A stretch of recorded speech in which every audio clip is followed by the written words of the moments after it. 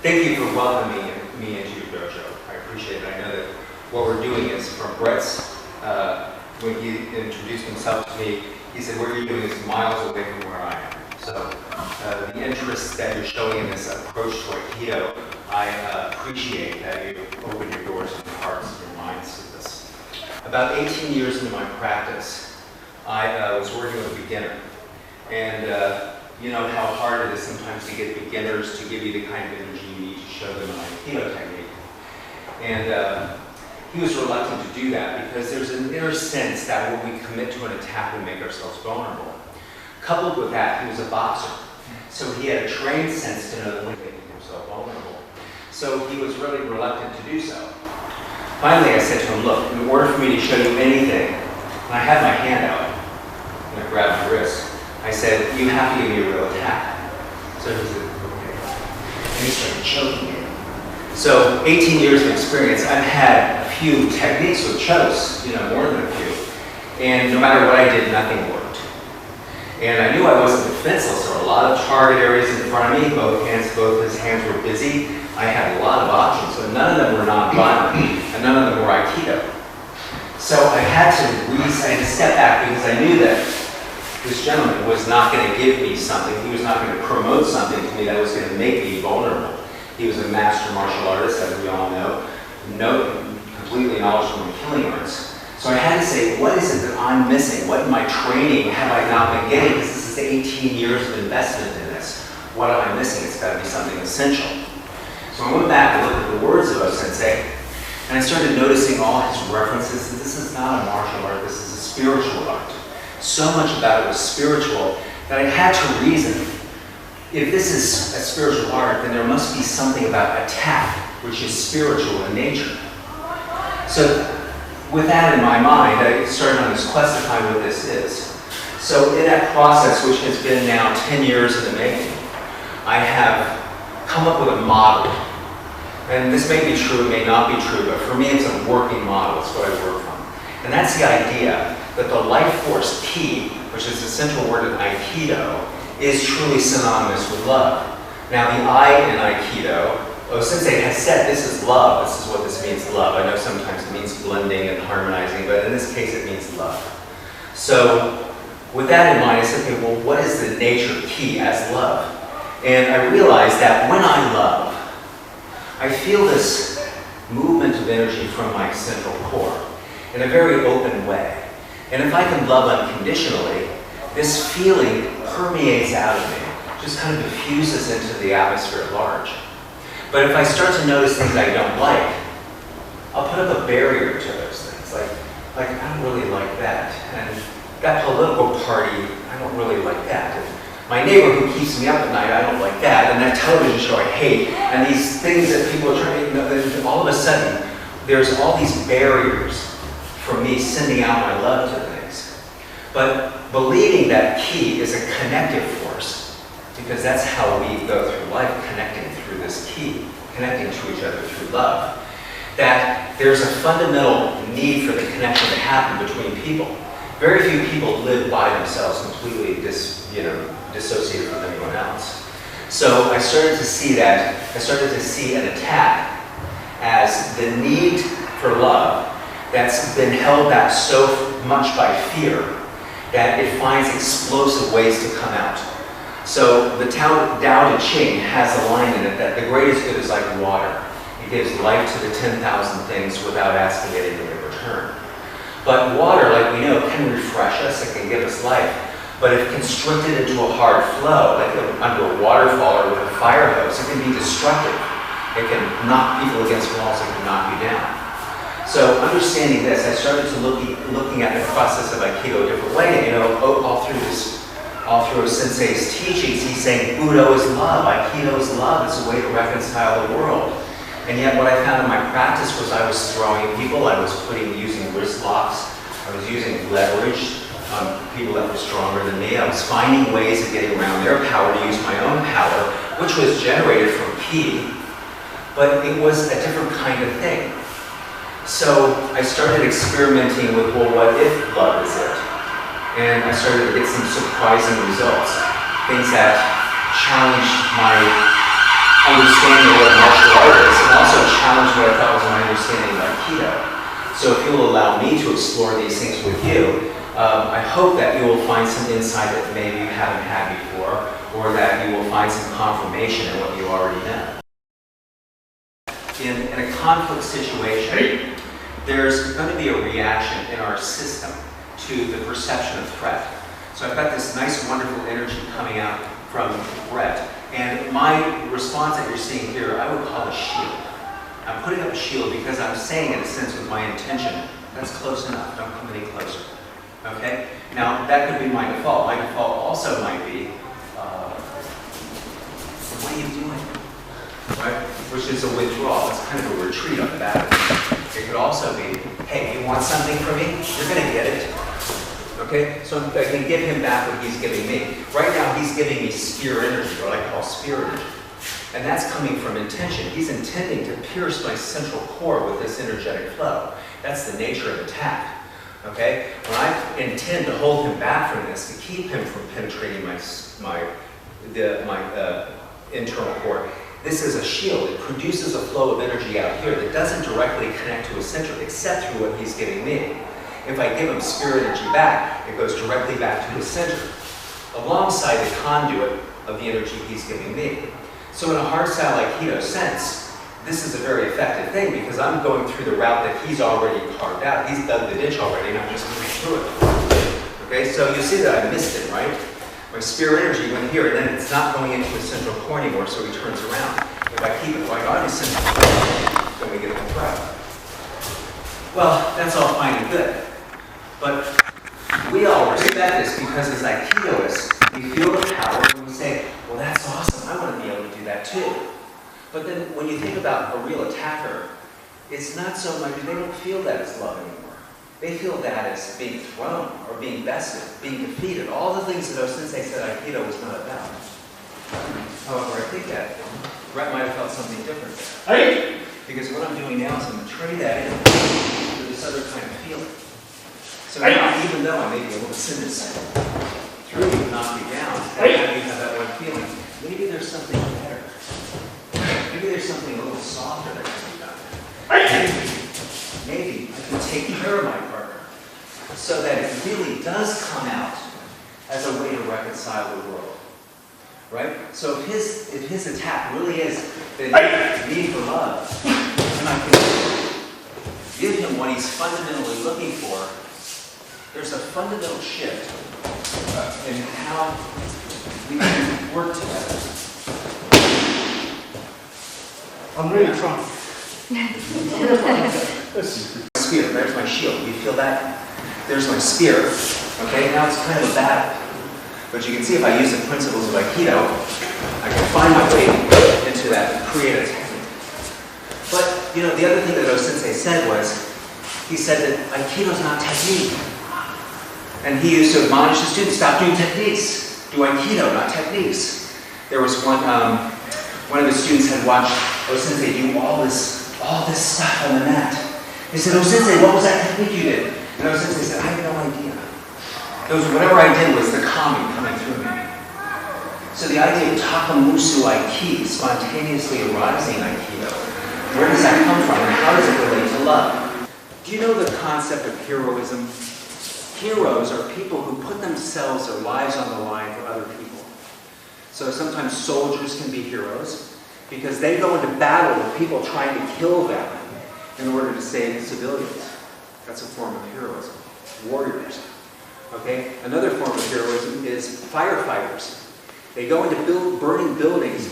The flames are trying to kill them, but they save people they go into the dangerous situation to save them. A third kind is a lifeguard, which to me is more like Aikido, because in a lifeguard situation, the person they're trying to save, the drowning person, is the biggest hazard to them in the water.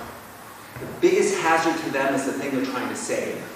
Because a drowning person, I'm drowning, what are you doing talking to me?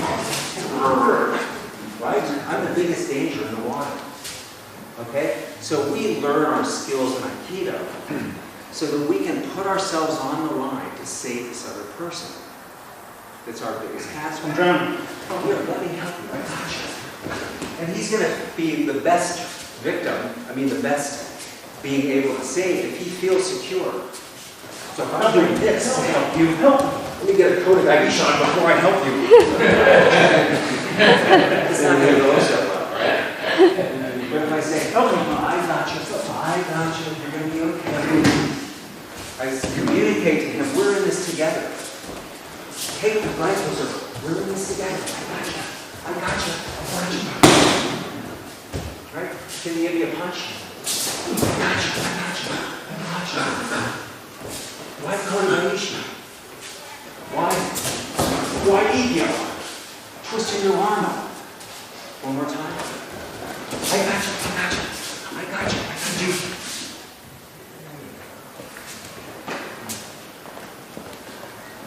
Are you okay? Are you okay?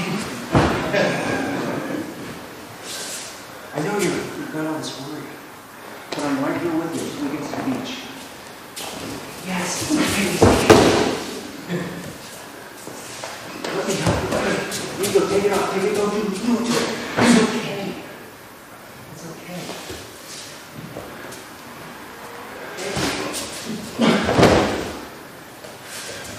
Happy birthday. Okay, now. That's fun for now. I'm fine for now. Don't practice with anyone else like that. So they get it. Because if you make a mistake, someone will get hurt. There was two people had a fight in a bar. It's always a bar, isn't it? Works at Shimoda. And their friends of one of them separate them on and they get over it, right? The other guy goes off by himself. The guy with the group starts walking back over.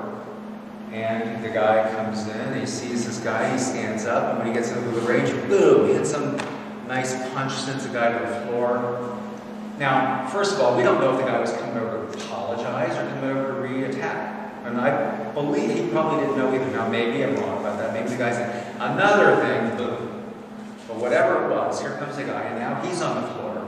Police have been called, and an ambulance has been called. The ambulance picks up the guy on the floor, cracks his head on the concrete floor, and the police take away the guy with a charge of aggravated assault. On the way to the hospital, the guy who hit his head is dying. He dies. He's DOA. So the guy and the police now in lockup don't charge him with aggravated assault. That's manslaughter. So he's just, because he didn't have the option of Aikido, or he didn't utilize the option of Aikido, now he's facing a world of trouble that he didn't have 10 minutes ago. You know what I mean? Here comes this guy who's got another word. Hey, I'm so sorry, man. I'm so sorry. He grabbed me. I put out the hand of friendship. He grabbed me and it didn't matter. What are you going to do with that hand? Go ahead, hit me in the face with it. I'm really sorry. Are you okay? Yeah. Let me buy you a drink. Okay. All right. All right? So we have another option. It doesn't include someone hitting their head on the floor. And see, that was my first dojo that I started seriously training in. There's this wonderful poster on the wall, a picture of Obo Sensei, that said, Aikido is the loving protection of all things.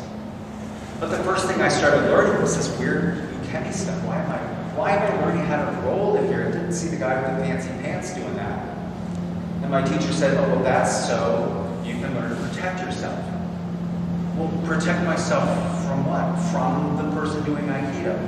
Wait a minute, I'm protecting myself against my loving protector? How does that make sense? Oh, yeah, don't worry about that. You'll figure that out in about 55, 60 years. Well, some people do and some people don't. I've been thrown by the best of them. And I've been thrown by the best of them, which means I gave them enough energy for me to put myself on the floor, and they gave them a oomph at the end to show me who was boss. And like I said, when I'm honest with myself, there's that part of me that says, you know, I'm going to remember you did that to me. You know? And I talked to Bob Frazier, Robert Frazier Sensei, who practiced with O Sensei, and I told him about this one other student of O Sensei, who was a direct student, who gave me the most vicious Nikyo I've ever felt in my life, just to prove a point to me. And Frazier Sensei said, you know, that stuff really makes me feel bad because there's no reason for that. I say, yeah, but not only is there no reason for it, I can prove it, but it gives you a whole different taste of something. You know, it gives you this bad flavor. Because he doesn't really want to go that way. He does his Showman strike, and I send it into Ikyo. He doesn't really want to do that, does he? Andy, you take me right out this way, right? Okay. So my intention to do this technique actually gets in the way of Takamusu Aiki, and or gives him this feeling of being thrown, of being taken advantage of. Now I got a lot of leverage here, I've got a good intention, I got my energy sending into it, but he gets a bad feeling from all that. Like, you didn't have anything to do with that. Now there's something to do with this part, and then it's punishment from then on out, yeah. Right? Okay, well I don't want him to feel punished for what he does, because we talked about, Don and I had to talk about moral quality, moral law. Moral principle is any principle that you would agree to no matter which end of the stick you are on. In other words, do unto others as you would have them do unto you is blind, basic moral principle. Now, if I make the mistake of attacking somebody, I want them to be merciful to me, right? You screwed up and you're going to pay for it, not only now, but for 3 more weeks as you nurse that broken jaw, right? I don't want that, so I'm not going to impose it on him. What I want to do is I want to really bring that moral quality, which I believe O-sensei wanted us to do, into this interaction, so that as he strikes, I'm right here saying, that's okay, I gotcha, you're okay, and everything's going to work out, I understand. Now the reason I'm doing that is I understand that his fundamental need, whatever his superficial need is, like I parked in his space, I bought his wife a drink, I talked to his kids when he wasn't around, any reason that he would have for attacking me is really the superficial level of a much deeper need to feel that the universe is supporting him, that the universe that's bringing this energy up is actually there for him and informing him. His ego is saying, well, wait a minute, because all these things in the universe I don't like, they're not for me. We've got to change that. We've got to get that guy out of office and this guy in. We've got to keep this guy in office and get that guy out because they're not doing what we want. And we got to get all the yang out of the world so the yin can live by itself. Right? That's what our ego tells us. But if we can transcend that ego, know that what his need for is something greater than us both, and not treat him like someone who's worthy of punishment, but someone who's worthy of care, then we both come out of this. The world has now entered a new phase of harmony, and this to me is what O-sensei literally meant. Because for years and years and years, I'd read O-sensei's sayings and I go, oh yeah, that's really nice, it's really flowery, ethereal kind of stuff, but you know, it really doesn't translate into real life stuff, except kind of on this fantasy level. But now we see that it really makes a difference all the way around. It really does. Now, I'm letting him do that because he knows ukemi, and he knows how to fall, and he knows how to roll, and so I don't have to take care of him. But I'm not throwing him, and that's because when my real life attacker comes through who doesn't know Aikido, I don't want him to fall down. I want him to feel secure right here. And if he goes to attack me again from here, he's just going to put himself on the floor. Okay, so really what I'm after here is we're in a practice situation. It doesn't really mimic reality much, so we have to kind of come to some agreement on what an intention is or what an attack is. Now, if you were to attack me the way you just did, let's do it this way. Right? So we don't run it shown. It could be that this is fine. You know, does it have to be a throw? So this is what we need to understand. Right. Okay, so what I'm really after is I'm really after control over myself. Is it agatsu? Self-victory? Mm-hmm. Okay, let's see here. And you know, and I'll use Steve because we're used to working together, and that kind of works against me because, you know, who knows, we may have developed this kind of relationship where we're cheating each other. But Steve is good at holding me to my word, I think, because I can find that when I try to do things or when I get in the state of mind, which I think is beneficent, he can show me, no, of course it's not. It gives me something to work, and he can tell me when it's You're pulling away, it's all in your arm. okay. It's all about your arm, you're not paying attention. Oh, okay. So then when I acknowledge that, I can make the distinction between this feeling of opposition, even on a minute level, and when I'm not oppositional anymore. Now, I'm going to acknowledge that I was oppositional because I felt it. So what I want to do is I want to train myself to be aware of that. Because otherwise, if I let myself get away with it, I'll cheat, and my cheating will start expanding from there. Okay, and the fact that he didn't feel it doesn't mean I didn't feel it. So I'm going to acknowledge that. At the end, I gave him a little tweak down. Okay. Now the reason is, I got something to prove. You know, I mean, you all came to see me, so in my head, I've got this whole thing about like, well, I gotta be the person who knows what they're doing, and I really am not. I'm just an explorer like you all, and this is only my path. What I want to do is I want to keep refining this so that I don't have that throwing state of mind. Now that was 50-50 as far as I'm concerned. Right. So as long as he can recognize and I can recognize, it gives me something to work on. It gives me something to refine. So right now, when I first started doing this, we refined it from this, you know, to this. Okay, but now, what we're working on is refining it to this. All right? But in order for him to go to the floor, he's got to keep the intention up, even when he feels it's over. Now, the thing I was describing before was different than that. This was this thing where I went into the mat and started to throw on it. And he decided he wasn't going to go down. I brought that up just to say that I don't think his intention disappeared that time. Right? His intention didn't disappear. My mind changed into a throw. If his intention had been the same as it was, and I would have stayed connected to him. Down he goes. But I don't care if he goes down, except in a practice situation. It's good that he keeps his intention up so he can feel it, that if I go here to this point, he says, no, you're throwing me. And then I can go here and I can go, oh yeah, I'm opposing still. And then I'm opposing still. And as long as I can make that distinction, then I can find a place. Hopefully not that's opposing. Right? Yep. Okay. So I'm going to say this is better than this, but it's not as good as.